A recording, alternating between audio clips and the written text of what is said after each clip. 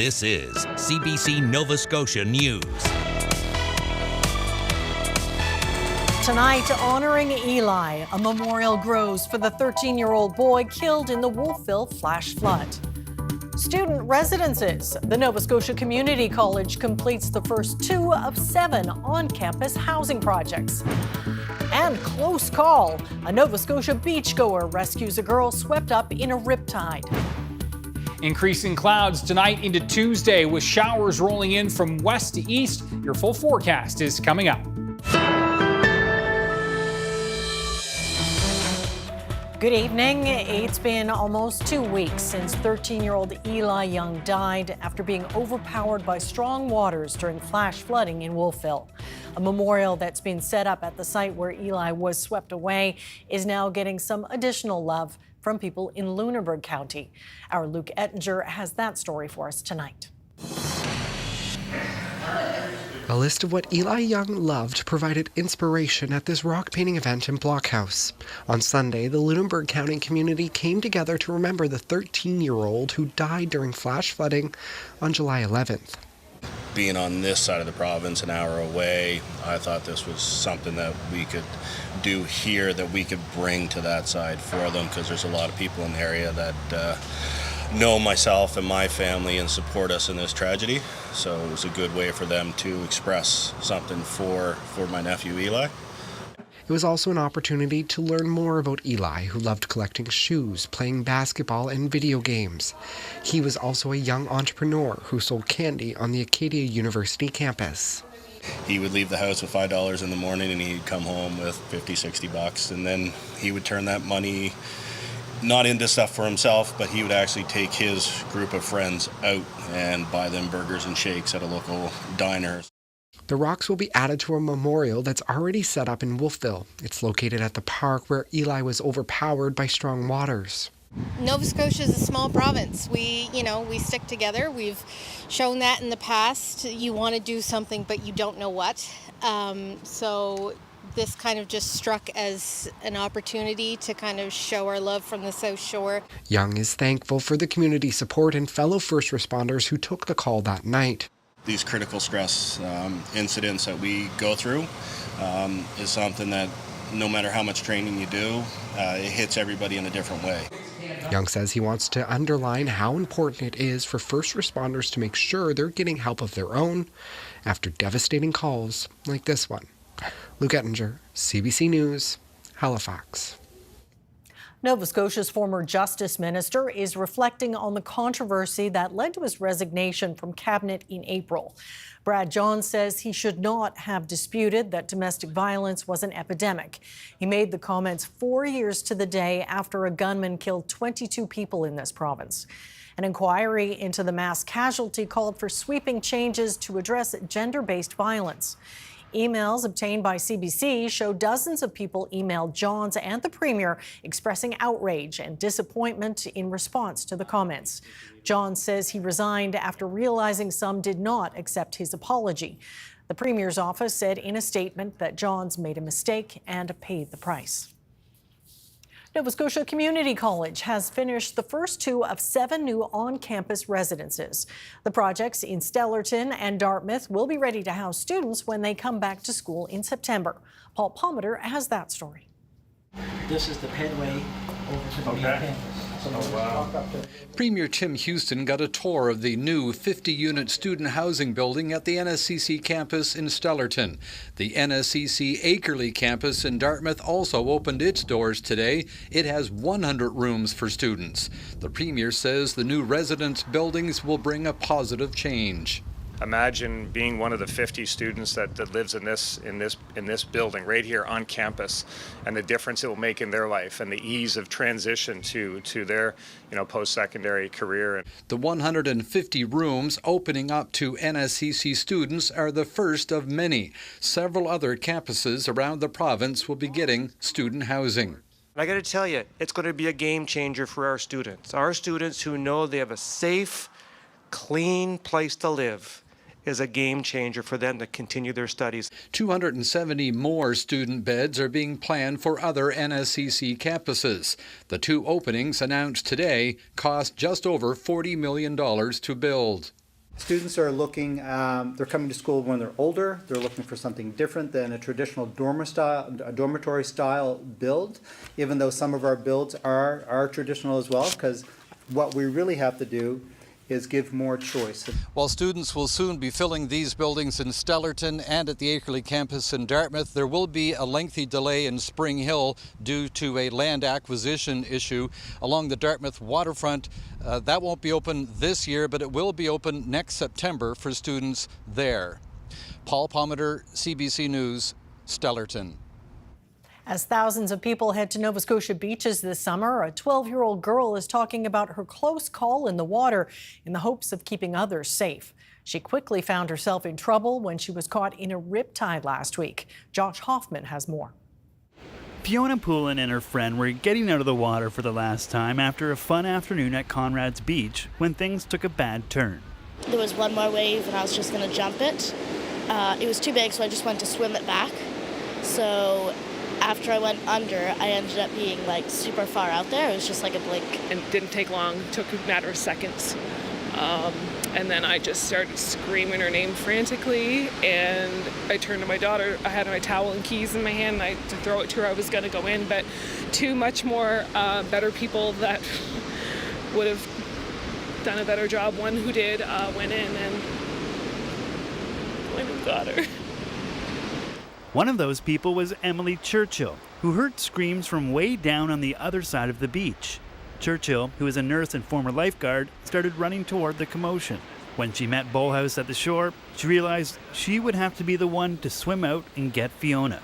The young girl was in the water, the one who was getting swept out. She was probably 50 feet out in the water at this point. And the woman looked at me. Only thing she said was, "I don't think I can get to her." And I was a lifeguard for a couple years back in the day, but I've never had to do a rescue. So I looked at her and I said, "I will do my best," and just ran in.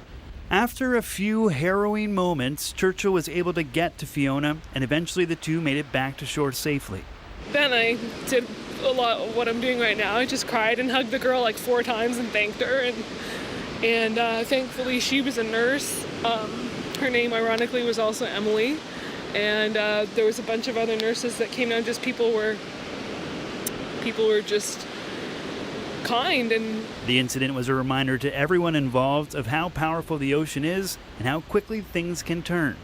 It teaches me to stay close to the shore and watch out for the cross waves or anything that signs that there's riptide and kind of stay out of it.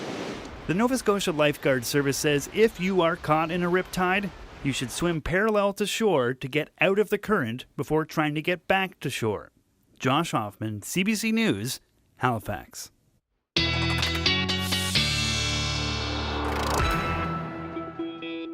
Yes, certainly to be cautious when you're out playing in the waves. But it was a beach day out there today again. Another one, yeah. The weekend, 2 beach days on the weekend, then another one today. And yeah, beautiful indeed. But of course, we have to be safe out there. That story is such a great reminder. You can see temperature highs today ranging from 21 to 25. Beautiful. A little cooler in those onshore winds down towards the south shore. Bit of a west to southwest component to the air today. You can see the clouds have been starting to lick up into the area, but overall it's going to be a very quiet night tonight. This is the next system we have to watch, increase in the clouds and the showers tomorrow from west to east. And then we've got another system just west of Lake Superior that's going to be moving its way into the region through Thursday into Thursday night. So you can see tomorrow, clouds pretty dominant from start to finish for western areas. Halifax towards Truro and up towards Amherst, seeing a bit of sun in the morning and then increasing clouds and the showers rolling in for the afternoon. Showers arriving mid-morning by the looks of things for the Tri-County area and then again crawling eastward. Cape Breton, you folks staying dry tomorrow, but into tomorrow evening, I should say, dry tomorrow through the day, but tomorrow evening we'll get into the showers. So again, there are the chances as early as 8 a.m., but looks like we'll see the showers kind of working in throughout the mid to late morning, as I said, into the afternoon for Halifax, eastern areas, and into Cape Breton, into the mix for tomorrow evening. But this system kind of edging southward, and so not a substantial shot, it looks like, for Cape Breton. In the heaviest pockets, we could see 10 to 20 millimeters with that system, but overall it's going to be kind of hit and miss showers, and it's really going to depend on whether we get into those heavier pockets or not. Note as we move into Wednesday, things clear out again, and watching that approaching system for Thursday, but overall pretty good looking 7-day forecast, and we'll explain with your full detailed forecast coming up in a few minutes. All right, sounds good. Thanks, Ryan. Thank you. Well, since it was legalized in 2016, tens of thousands of Canadians have died with medical assistance. But MAID remains controversial, especially as eligibility has expanded. Often overlooked in the broader discussion has been profound questions for Christian clergy and chaplains. Richard Cuthbertson reports. Medical assistance in dying has been widely discussed and debated by patients, their families, and health workers. But there's another group of people who have wrestled with it. For Christian clergy and hospital chaplains who routinely deal with death, MAID raises complex spiritual, religious, and moral questions. David McGinley has grappled with it more than most. The former Halifax hospital chaplain attended his first MAID in 2017. It was with this lovely man who was frail and cancer just devoured him. And he was going to die, he knew, in probably a week or so. But he chose MAID because he didn't want palliative sedation. His pain was significant. Over his 25-year career, McGinley sat at hundreds of deathbeds. I supported him unpacking his life story, talking about the great love he found with his wife, and then being present with him and his family as he had MAID. It seemed like a beautiful death, but something wasn't right. I was trying to figure out why am I distressed? Had I participated, had I colluded, right? What did I just witness? Was this not a kind thing? Is this not compassion? He's attended more MAIDs since, and he's spent recent years unpacking what he calls his moral distress that pushed him to take early retirement in January. He's now writing a book. Most people, as they die, move into a mystical or transpersonal state of consciousness. They're filled with peace, equanimity, they have mystical visions. These are universal. And it really changes not only their fear of death, but the family's process of grief. And it's beautiful. But I don't see it happening with MAID. We shut you off before you reach that stage. For some Christian clergy and chaplains, MAID means deeply held values rub up against each other. There's views on the sacredness of life, a gift from God, on the meaning of compassion, and on the duty to journey with someone as their life ends. April Hart, a United Church minister, has attended 6 MAIDs and has interviewed other clergy and chaplains about their experiences. At the end of the day, it does just come down to that moment when you're with a human being who is making this huge decision, and being present to them and trying to comfort and accompany them in this huge part of their life journey. But not every church minister becomes comfortable with MAID. I hope that there will always be people who will question MAID, and I hope that I will always have questions about it. I would never want us to get to a point where every one of us is sort of so on board that we're complacent about it. The choice that clergy make isn't just important to them, it matters to the dying. Connie McQuaid's husband chose MAID in 2020 after being diagnosed with Alzheimer's. He was Catholic and wanted to see a priest before his death.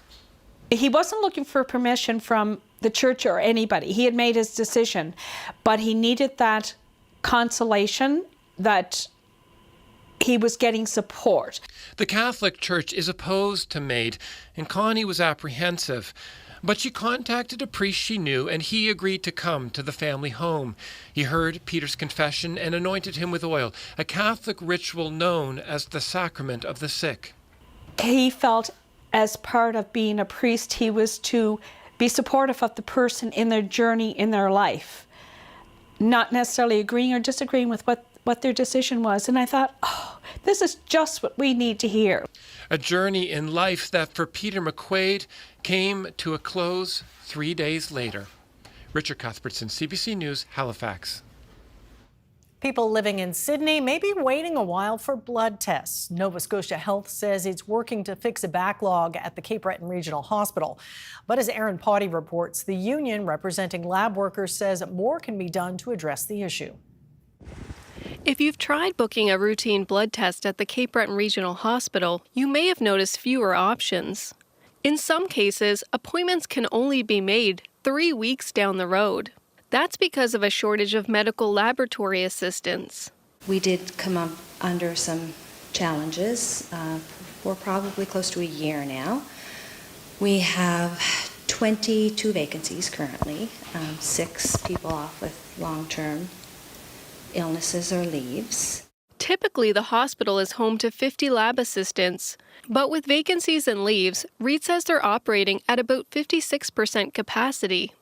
Some of our vacancies, people have decided to go back to school to become medical laboratory technologists. Others are in the LPN program or have decided to take nursing or anesthesiology assistant. So there are many factors as to why we have so many vacancies. Demand for service is also high, with more than 500 blood samples being collected at the hospital on a daily basis.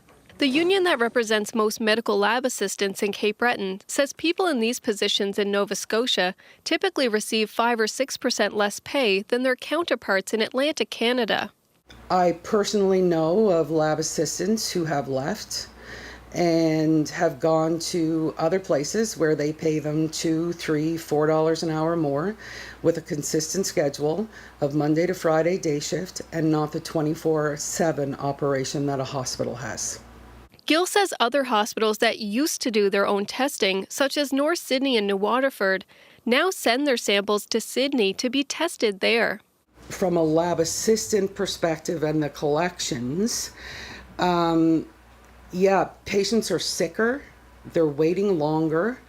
The vacancy rate in both of those classifications have really impacted the stress load of the workers in those positions. Nova Scotia Health says it's in the process of training new employees who will staff the regional hospital's medical lab. They say people with emergency needs should contact their doctor, who can make sure they're given priority bookings. Aaron Potty, CBC News, Sydney. The U.S. Centers for Disease Control says it will not require Canadians to fill out long forms before crossing the border with their dogs this summer. The agency had announced new rules in May that were aimed at keeping rabies out of the country. They stated that dogs needed to be microchipped, vaccinated against rabies, and accompanied by 2 forms, including one signed by a veterinarian. Last week, the federal health minister secured a partial exemption to the rules for dogs coming from Canada, but was pushing for a total waiver. The CDC now says as long as the dog has been in a low-risk or rabies-free country for the last 6 months, it can cross the border with just an import form. Well, Team Nova Scotia is counting down the days to the start of the 2024 Olympics in Paris. And the CEO of the Canadian Sport Institute Atlantic says a number of athletes in this year's roster have medal potential.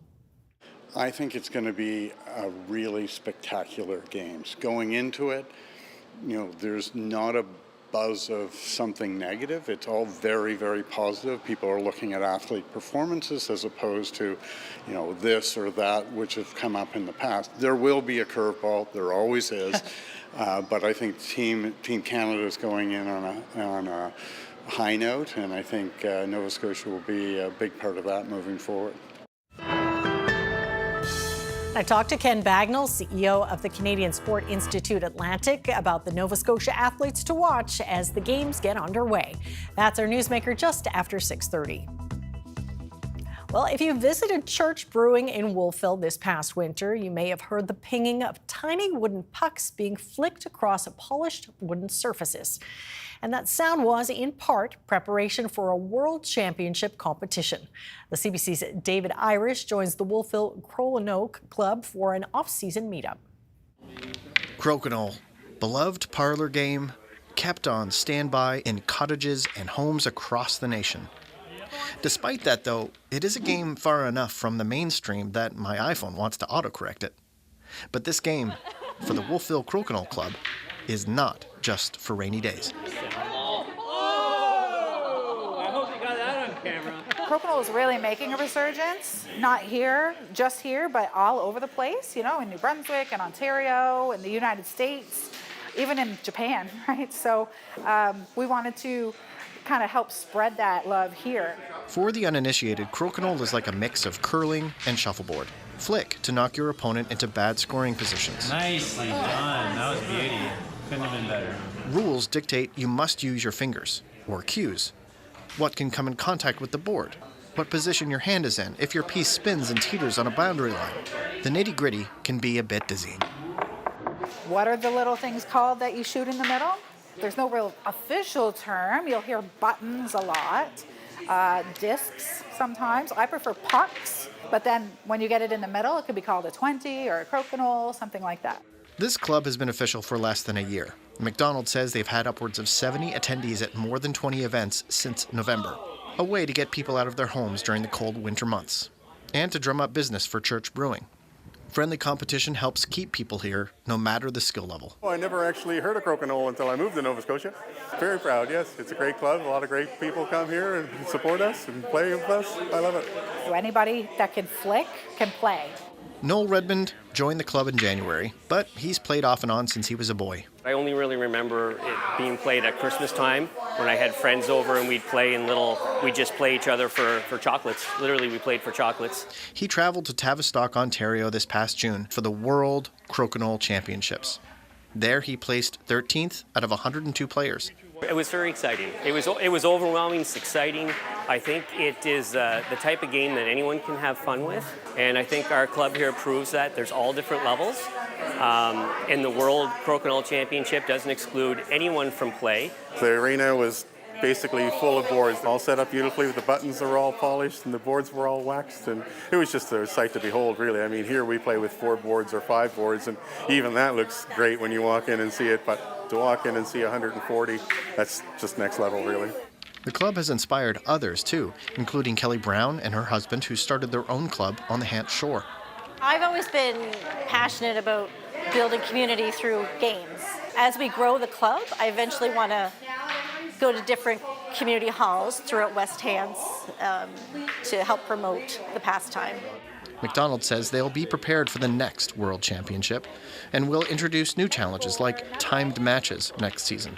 But she says the bottom line for the club is all about community.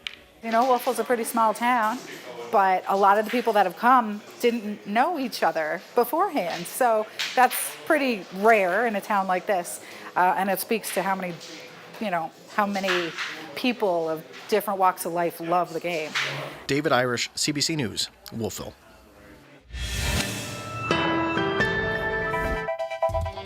Coming up, support is rolling in for Kamala Harris as she seeks the Democratic Party nomination to take on Trump. And another beautiful night out there. Ryan's back next with his full forecast. We will see you on the other side of the break.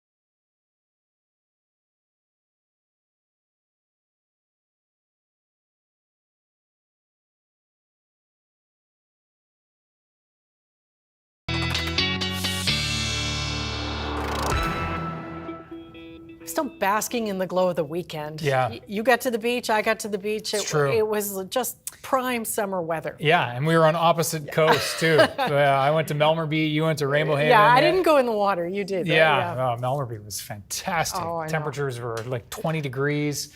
Just terrific. But yeah, no matter where you were this weekend, it was a great weekend to be outside and enjoying. Have a look at this. Another beach. White Point Beach. Beauty. 24 degrees there right now, and yeah. Lots of room? Lots of room. There were quite a few folks out there when I loaded this in about an hour ago. I guess they're all in for supper now. They're all in to watch the news, That's right? true. 24, as we said there right now, and obviously it's been about the sea breezes and the getting to the coast. Now, on another note, we haven't had much rain because, of course, it's been so nice over this last few days. And the fire danger map is creeping up, moderate to high. And just a reminder that if you're thinking of having a backyard bonfire, burning not allowed at all in Lunenburg, Halifax County, Hants County, and into eastern Halifax County, and burn restrictions for the rest of the province. So we do need the wet weather that's on the way. Temperatures out there right now ranging between, well, for the most part, low 20s. Western Head at 19, back row 14. Humidex values, pretty much a non-factor. Dew point values are so nice and low. We're very pleasant. Excuse me, this is a nice summer suite, no doubt. Air mass. Now, looking off to the south and west, this is our next system, which is going to be building in increasing clouds, showers, and humidity building in with this as well. Those dew points are going to be creeping up back up into the high teens over the next few days. So if you are not a fan of the humidity, enjoy the nice sleep tonight. Temperatures dropping into the 14 to 16 range with winds nice and light. Let's run you through your hour by hour. And it will be nice and quiet tonight. Note the clouds building in as we move into tomorrow morning, and those showers edging into the Tri-County area, then up into the valley and the South Shore throughout the morning. That's when we're going to be looking at that wet weather moving in. Then Halifax throughout the afternoon, Truro, Hants County as well, Eastern Shore throughout the afternoon. Now, this forecast model obviously showing these showers marching in, and note the little blobs of yellow here. There will be the potential for some heavier downpours with this. Not expecting a widespread substantial shot, but heavier pockets in here could drop 10 to 20 millimeters of rain.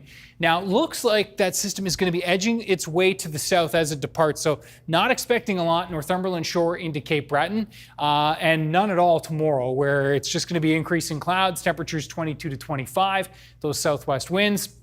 Shower chances late afternoon for the Eastern Shore and the Northumberland Shore as well. Amherst towards Tattamagush down towards Truro. Again, midday tomorrow we'll see the risk increasing, but it looks like more of an afternoon arrival for central areas, and then back into the valley. Again, cloudy start, showers building in throughout the morning here for the west. Winds, by the way, will shift to east, so it will be a cooler day, White Point Beach and along the South Shore with that onshore wind. Wednesday, sun-cloud mix. Clouds could certainly dominate at times here on Wednesday. Temperatures 23 to 25. It's as the system departs, we'll see these clouds kind of lingering. I do think it'll be a little brighter than what this is projecting, but we should see some sunny breaks in the mix. Thursday, also looking pretty quiet. Next system is going to build in Thursday night into Friday, and you can see humidity increasing. We're notably noticeable over the next few days, edging into the mighty muggy range, then dropping off, it appears, for the weekend. As that next system departs, the showers will clear throughout Friday. The humidity will drop. And at this point, next weekend, looking not too shabby either. So we'll keep you posted on that. And never too soon to think about the weekend, never, is it? ever. All right. Thank you, Ryan. Thank you. And up next, I'll talk with Ken Bagnall, CEO of the Canadian Sports Institute Atlantic, and I'll ask about Team Nova Scotia's chances at the upcoming Paris Olympics. That is our Newsmaker. Stay with us. You're watching CBC Nova Scotia News.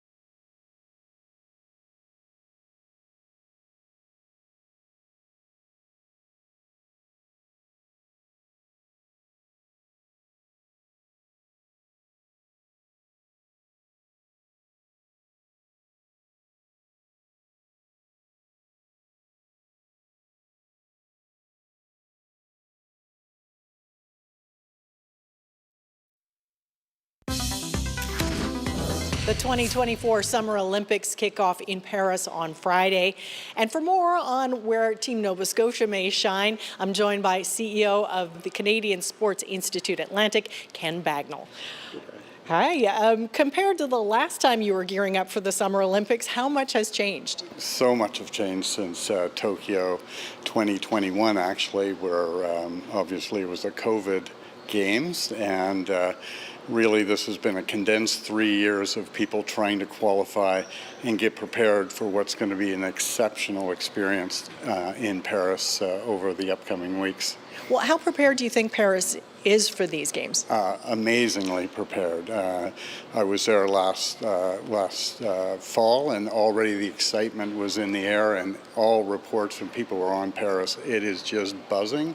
And you know, our last experiences both in Tokyo and Beijing with the Olympic Games have been really shut down and not accessible, but Paris has all of the major landmarks are Olympic venues, like beach volleyball at the Eiffel Tower. Like, they're just going to be spectacular looking and extremely well organized.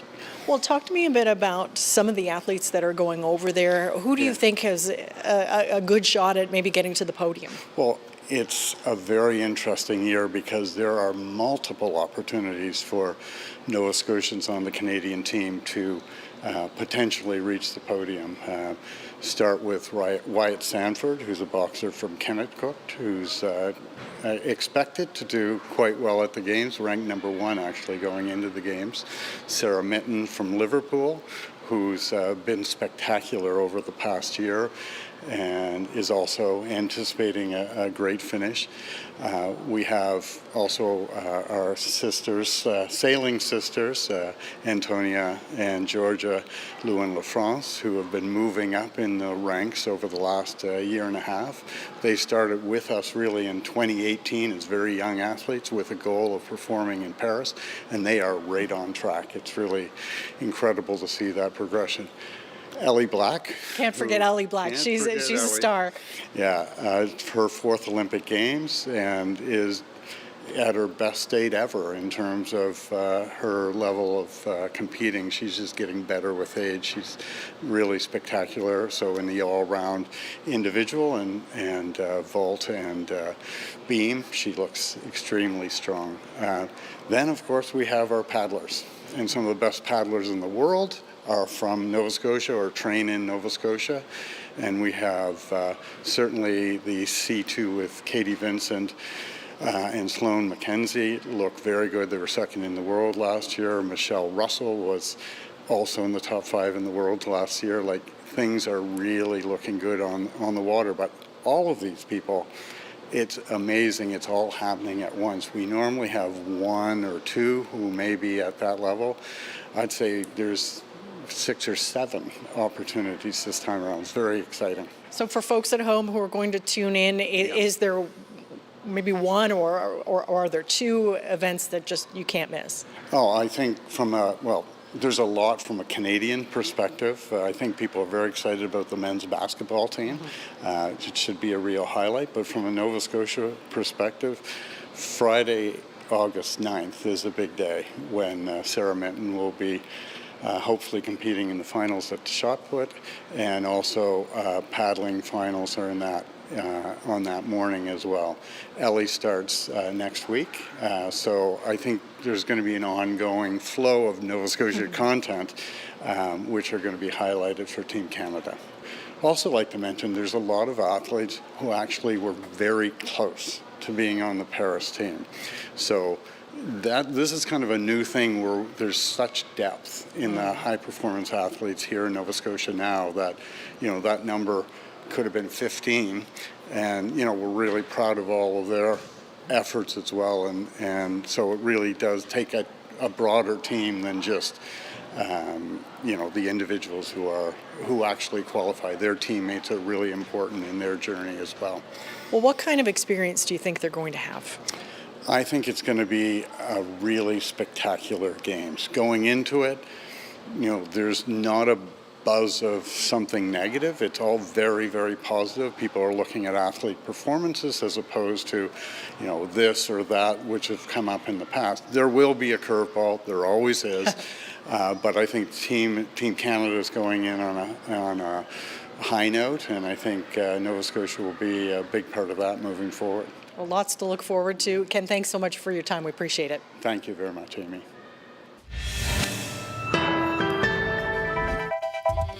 Coming up, how Paris officials are getting the Seine River ready to welcome Olympic athletes.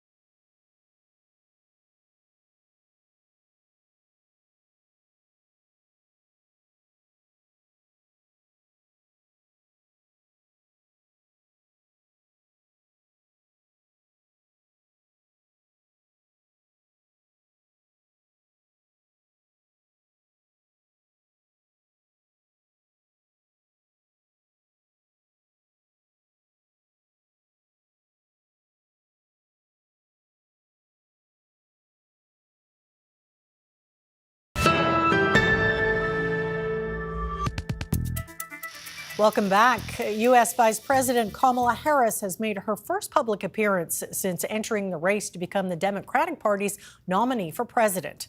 She's gaining support and now looks like the most likely candidate to lead the party into the November election.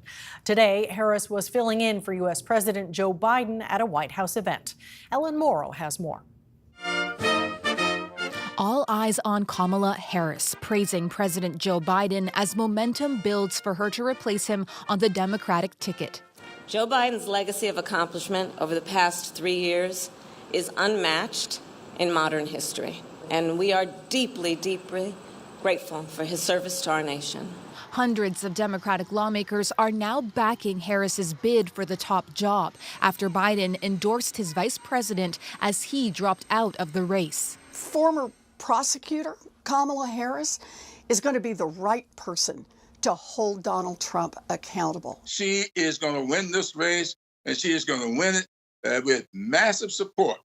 She has fought hard for freedoms and for rights of Americans, and she is a genuine leader. Former House Speaker Nancy Pelosi pledged her enthusiastic support, writing, "I have full confidence that she will lead us to victory in November." The money is also pouring in, the Harris campaign raising more than $50 million in less than 24 hours. Vice President Kamala Harris has excited the community. Harris still has to officially win over Democratic delegates who vote in the party's nominee, but she's unlikely to face any challengers. Democrats eager to come together after weeks of party chaos. You know, the president took the honorable path. For him and for so many of us, it's not just the legacy, it's moving forward. As Democrats coalesce, Republicans are already on the offensive, unveiling this attack ad against Harris just hours after Biden dropped out. Look what she got done. A border invasion, runaway inflation, the American dream dead. They created this mess. A preview of what's likely in the weeks to come as Harris works to shore up Democratic support and then, she hopes, make her case to the American people. Ellen Morrow, CBC News, Toronto. Political shakeups in the United States can vibrate into Canada, and the current situation in Washington is getting a lot of attention in Ottawa. Joe Biden's exit from the campaign means the Canadian government will be dealing with a new president in the new year. Kate McKenna looks at what that could mean. Officials in Canada joining the chorus of those thanking Joe Biden. I want to thank President Biden for serving the people for 50 years. It's not easy. I saw a man with vision, someone who cared very deeply about people, and the kind of person that has done so much, not only for the United States, but for the world. Joe Biden always acted in the best interests of the American people and the United States of America. And I think yesterday was no exception to that. And with Biden out, no matter what, there will be a different president after the election. What we're doing now as part of Team Canada is to engage with people on both sides of the aisle, making sure that we communicate that this is what I call the essential relationship. The U.S. is Canada's biggest trade partner, accounting for nearly $1 trillion in trade in 2022. The message to our American friends: we're your ally. We aren't your enemy.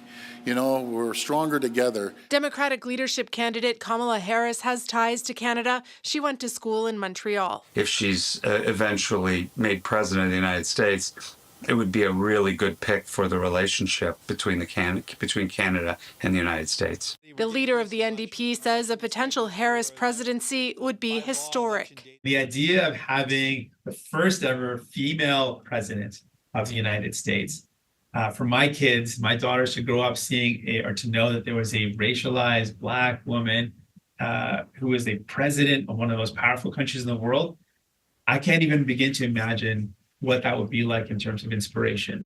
The Canadian government says it's ready for whoever ends up in the White House, but Prime Minister Justin Trudeau has said that a second Trump presidency would not be easy. Donald Trump has already promised a worldwide tariff on imported goods, and Ottawa is already in talks with Trump's inner circle to try to push for an exemption. Kate McKenna, CBC News, Ottawa. As a heat wave extends into its fourth week in parts of Western Canada, crews are bracing for spreading wildfires. Thick smoke from existing fires is already causing health concerns in British Columbia and Alberta. Several areas in BC's Caribou region are under evacuation orders because of a massive fire in Antler Creek. Crews are scrambling to save the town of Barkerville. We've been working with the Barkerville team, putting up sprinklers and tying into the 9 existing fire hydrants. Fire crews have withdrawn from the Shetland Creek fire in BC's southern interior because of the risk they might get trapped there. That fire is burning in areas near the Trans-Canada Highway. More than a dozen buildings have already been destroyed in the region. In Williams Lake, located in the central interior of the province, a state of emergency has been declared. Crews are battling flames on the outskirts of town. Medical experts are warning Canadians to be on the lookout for ticks. In addition to causing Lyme disease, they also spread lesser-known ailments that are now on the rise. Lauren Pelly has more.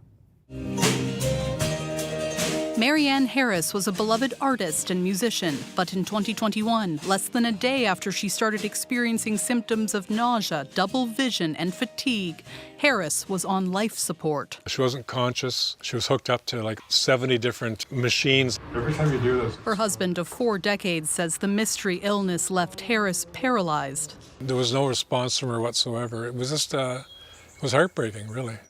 Tests later showed Harris had Powassan virus, and she likely caught it from getting a tick bite in her own yard in Ottawa without ever knowing it. There are multiple tick-spread diseases on the rise in Canada. Lyme disease is the most familiar, with annual case counts now in the thousands.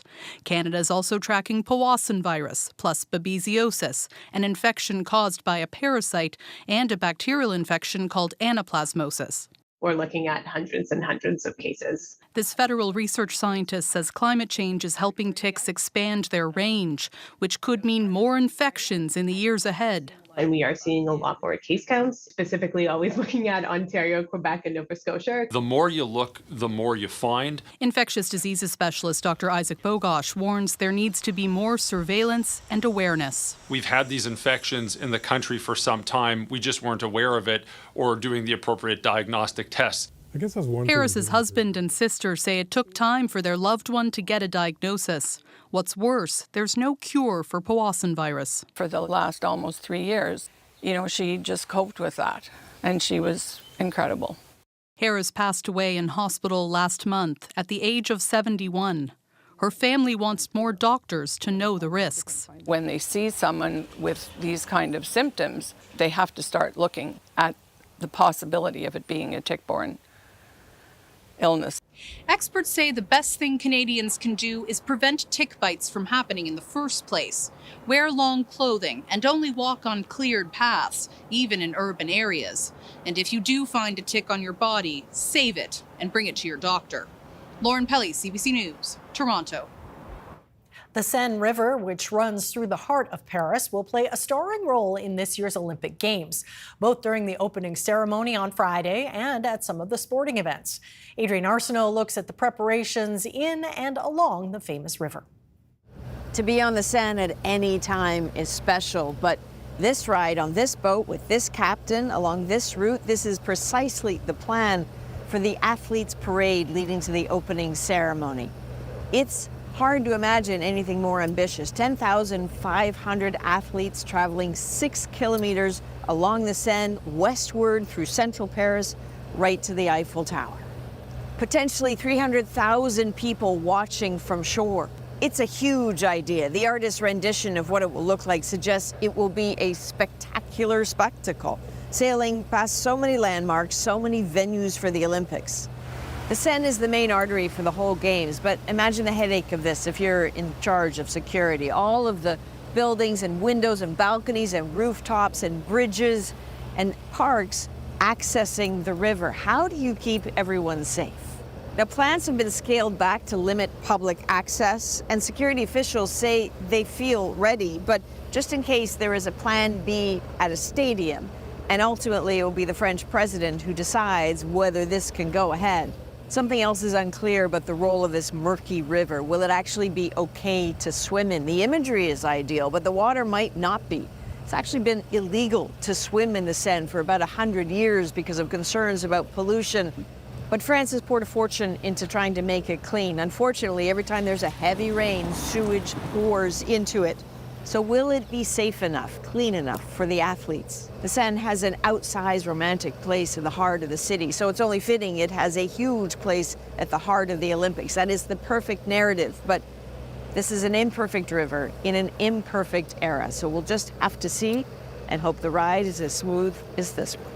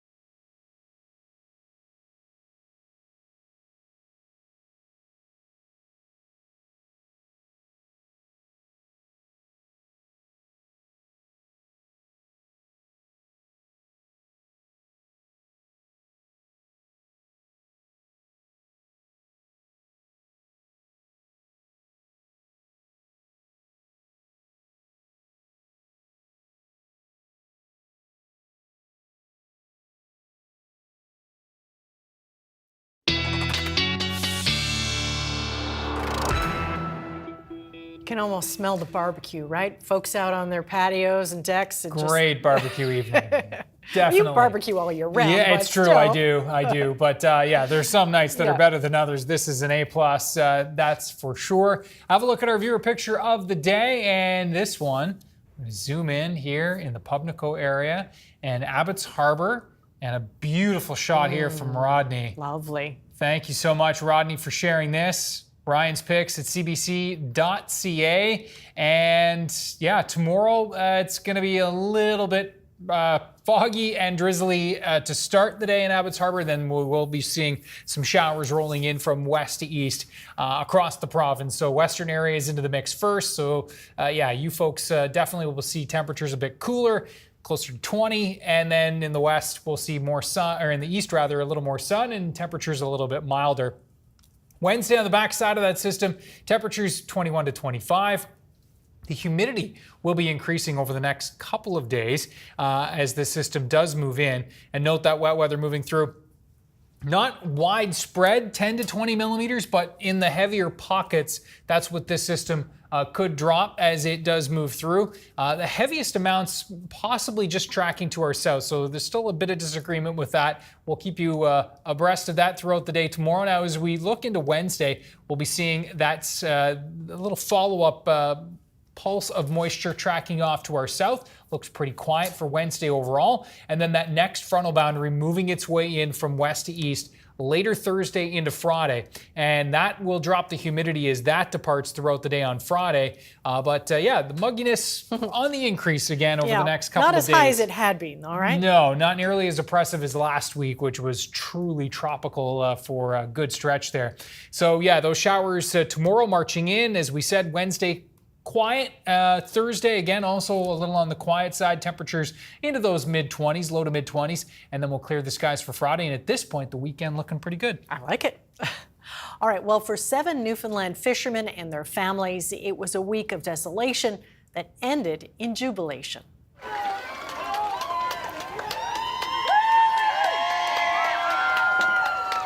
Missing on the Atlantic Ocean, huddled on a life raft, they were rescued on Friday night after 2 days at sea. On Saturday, a crowd gathered in New West Valley to welcome the crew home. And then yesterday, a parade was held to celebrate what many are calling a miracle. Along with the celebration came new details of their story, including that they were spotted with their last flare. The crew also has a nickname for life. The Lucky 7. Yeah, lucky indeed. Yeah. All right, well, that is it for us tonight. Thanks so much for watching. We will see you next time. Take care.